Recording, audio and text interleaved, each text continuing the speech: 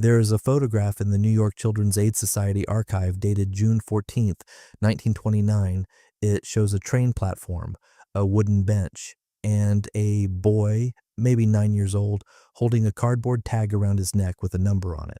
Not a name, a number. I found this photograph while researching something else entirely. I was looking into federal child welfare legislation from the 1930s, trying to understand why certain state records simply stop before a specific year, but this photograph pulled me sideways because I noticed the date June 1929, and then I noticed something the caption didn't mention: the Orphan Train program, 75 years of moving children from eastern cities to Midwestern farms, officially ended that same summer, 1929. The same summer, the Federal Reserve issued its first coordinated credit restriction. The same summer, 3 separate pieces of child labor legislation died in committee without a recorded vote. Separately, each of these facts is a footnote. Together, they form a sequence that no textbook presents in the same chapter. 75 years of one system ended in a single administrative memo. And something else, something that would move children through institutions by the tens of thousands, quietly authorized in the same calendar year. Once you see what replaced the trains, you will never read the word placement in a government document the same way again. The cardboard tag is the thing I keep returning to, not the train, not the legislation, the tag, because the tag tells you everything the official record withholds. The Children's Aid Society, which ran the Orphan Train program from 1854 until 1929, kept meticulous intake records, names, ages, city of origin, stated reason for removal from prior home, but somewhere between intake and departure, a portion of those children stopped being names. They became numbers. The tags were assigned at the boarding platform and removed at the receiving end, in Kansas, in Nebraska, in Missouri. When a farming family walked the line and selected a child the way you would select livestock at auction. That is not my characterization. That is the language used in the placement agency's own operational manual, filed with the New York State Board of Charities in 1911. Selection, inspection, placement. I want to be careful here. The people who ran these trains believed they were doing good. Many of the children did find stable homes. Many did not. That is not the question this video is asking. The question is different. The question is, what happened to the records? And why does the answer to that question point in the same direction as so many other questions about the same era? The official story of the Orphan Train program ends cleanly. By the late 1920s, reformers argued that keeping children within their home states in foster systems managed by state agencies was more humane than transporting them thousands of miles to strangers. The Child Welfare League of America pushed for standardized state-level oversight.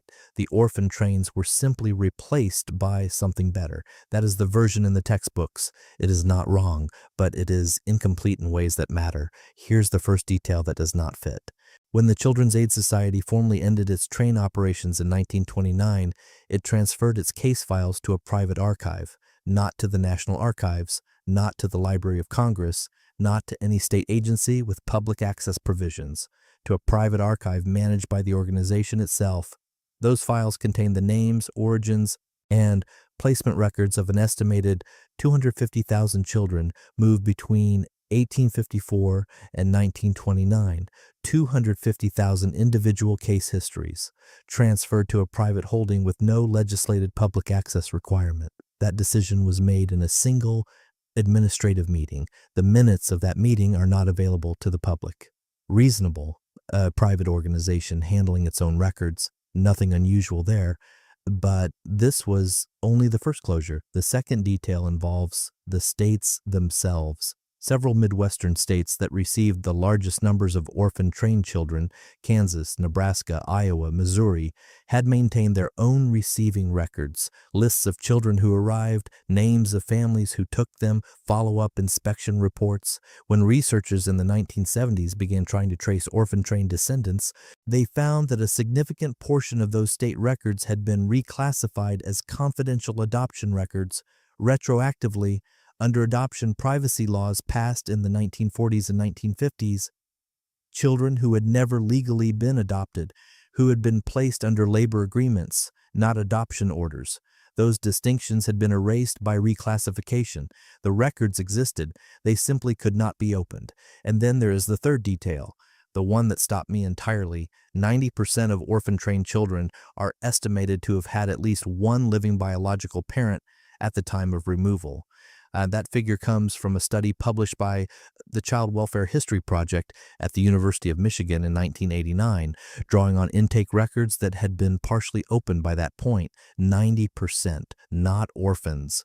Children removed from families deemed unfit by poverty, by illness, by immigrant status, by the judgment of a social worker who visited once. The word underscore underscore quote underscore 0 underscore underscore in the program's name was not a description, it was a marketing term. And the families those children came from, poor families, immigrant families, families in the tenements of Lower Manhattan and South Boston and the east side of Chicago, those families left almost no paper trail because they had almost no paper trail to begin with.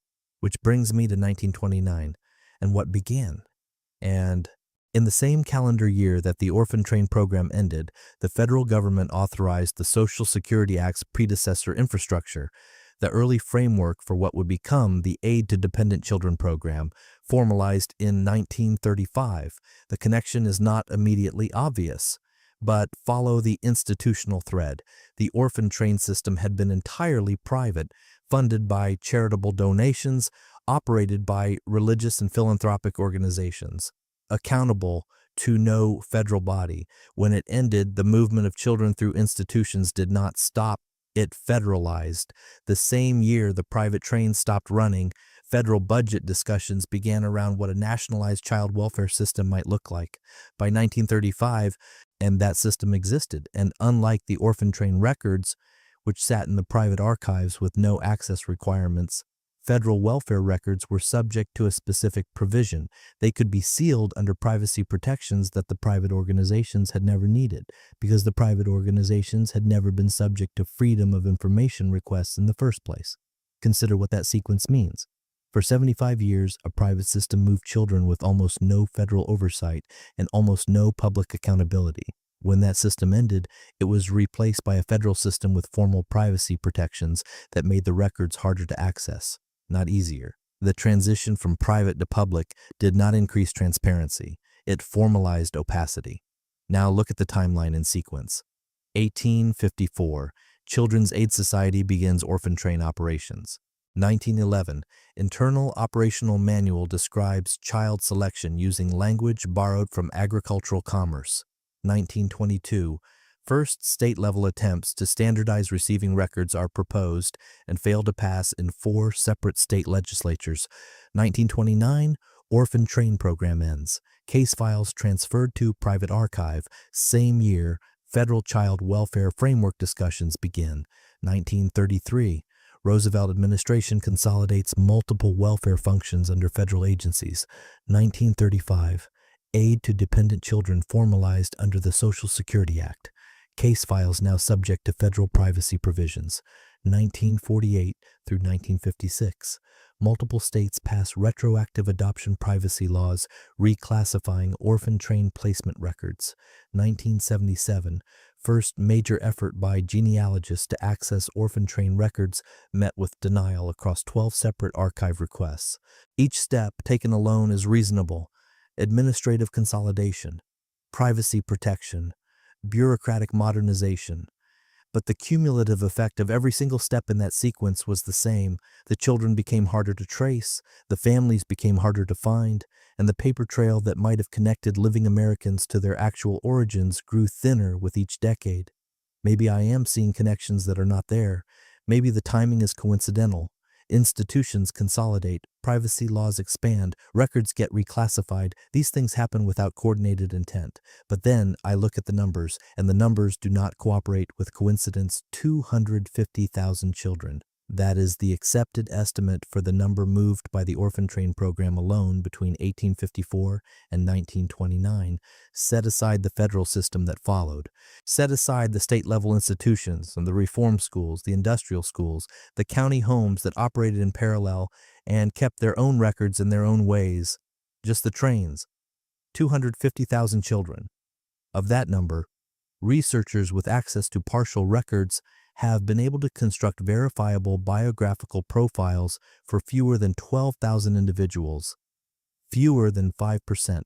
The other 238,000 exist in the historical record as numbers on intake logs, as names on a single manifest page, or not at all. They pass through the system, and the system closed behind them like water. Think about what that means for living Americans today. The Orphan Train program ended in 1929. A child who was 9 years old in 1929, the age of the boy in the photograph, would have been born around 1920. Their children would have been born in the 1940s and 1950s. Their grandchildren in the 1970s and 1980s. Their great-grandchildren are alive right now. Millions of Americans carry a gap in their family history that traces back not to a fire, not to immigration paperwork, not to careless record-keeping, but to a system that moved their ancestor through institutions and sealed the documentation on the other side. The genealogy brick wall that researchers encounter before 1870 is discussed extensively in the hidden history community. The wall is real, the fires are real, the courthouse destructions are real, but there is a second wall, and it is younger, and it is less discussed. It sits in the 1920s and 1930s, and it is made not of burned paper, but of reclassified paper. Records that exist but cannot be opened. Archives that are cataloged but sealed. A privacy framework applied retroactively to documents created before privacy law existed. I have spoken with genealogists who have spent decades trying to trace a single orphan train child, not to find scandal, not to expose anyone, simply to answer a question a grandmother asked before she passed. Who were my people before the train? Where did I come from? In case after case, the answer is the same. The record exists. We know it exists. We cannot see it. There is a woman whose story appears in a partial archive opened by the Children's Aid Society in 1997. A brief window before the archive was closed again for internal review. Her intake record shows she was removed from a family in Lower Manhattan in 1912 at the age of 6. Her stated reason for removal: mother deceased, father employment uncertain. She was placed with a farm family in western Kansas. The follow-up inspection report dated 1914 notes she is well settled and performing household duties satisfactorily. That is the last institutional record of her existence. She would have been 85 years old when that archive opened briefly in 1997. She may have had grandchildren looking for exactly this document. They would not have found it in time. The records were not all destroyed. That is the thing the official silence wants you to forget. Destruction is dramatic. It leaves ash. What happened here was quieter and more durable. The records were reclassified, transferred, restricted, and in some cases they were preserved precisely because someone understood what they contained. There are researchers today working through county-level archives in Kansas and Nebraska who have found placement ledgers in courthouse basements, not in the welfare department files, not in the adoption records office, but in agricultural ledgers, farm labor contracts, because that is what some orphan train placements legally were.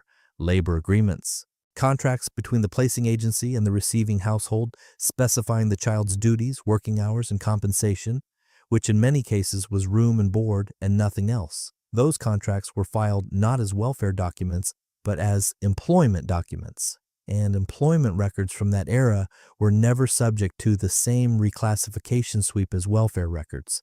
Some of them are still open, still readable, still waiting.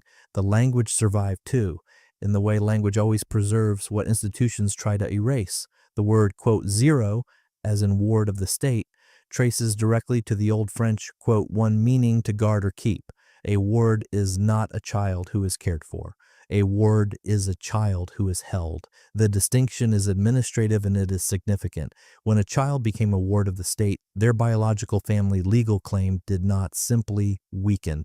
In many jurisdictions under 1920s law, it was extinguished. The word orphan in the program's name performed the same function. It reclassified children with living parents as legally parentless, not through death, through language. The record then reflected the language, not the reality. There are also the descendants themselves. Orphan Train Heritage Society of America, founded in 1986, has collected oral histories from hundreds of individuals who either rode the trains or are direct descendants of riders. Those testimonies are held in a private archive in Springdale, Arkansas. They contain accounts that the official institutional records do not: names of biological siblings, names of towns of origin, names of parents who came to the station to say goodbye and were turned away. Oral history is not documentary evidence, but it is often the last surviving thread of a family's truth, preserved because it passed through human memory rather than institutional filing. The train stopped, the records closed, but the memory did not. So here is where I'm left. A program that moved 250,000 children over 75 years ends in 1929. Its records go into a private archive. The federal system that replaces it builds a privacy framework around its own records before those records are ever fully opened. State-level documentation gets reclassified under adoption law that wasn't written when the placements occurred. And the families most affected, immigrant families, laboring families, families whose primary language was not English, had the fewest resources to contest any of it. None of that requires a coordinated decision. It does not require a room of men deciding in concert to erase a population. What it requires is something simpler and more durable. It requires each institution at each decision point to choose the option that reduces its own accountability. That is not a conspiracy. That is institutional behavior. It is predictable. And the cumulative effect of predictable institutional behavior applied consistently across 75 years and dozens of agencies and 4 layers of government is indistinguishable from erasure. 250,000 children entered a system. Fewer than 12,000 came out the other side with a traceable record. The rest exist as numbers on a boarding manifest, as a tag around a neck in a photograph, as a gap in a family tree that living Americans are still trying to close. The train stopped, something else began, and somewhere in those agricultural ledgers, in those basement county archives, in the oral histories of a small organization in Arkansas, the answer to who those children were is still waiting. Archives do not forget, not even when everyone agrees to stop looking.